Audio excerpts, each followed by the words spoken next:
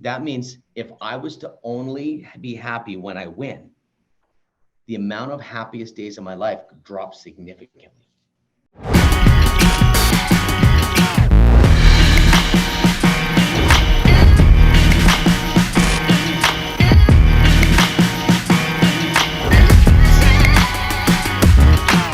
Now, let's get into some psychology because there's a few people in the room that'll get this. The way that we're taught is mastery is number one, be the best you can be. We're obsessed with that. Okay. I kind of like that as well. That's where I tend to go. But the side effect is temper, is pressure, anxiety.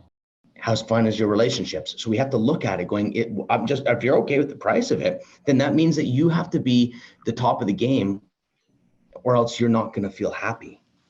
So this is what I'm trying to say. I'm talking human side, not just performance side. We've learned how to perform so well, man. Like even if you think about in hockey, okay, from 20 years ago, the level, or even tennis or golf, the level of technology and the fine tuning that's going in to becoming 1% better.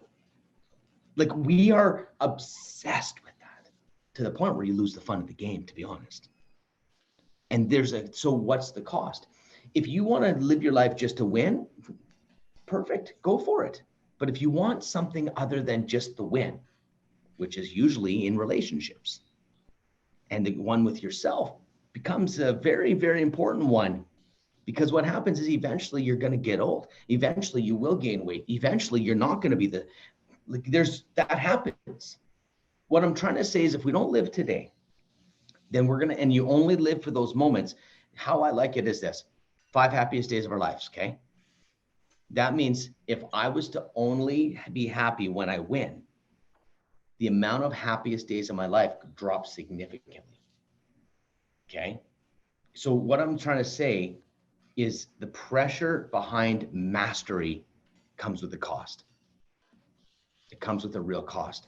And there's some weird thing is that now, if you want to go a little deeper, here's the thing. If you want to go backstory, I only accept myself if.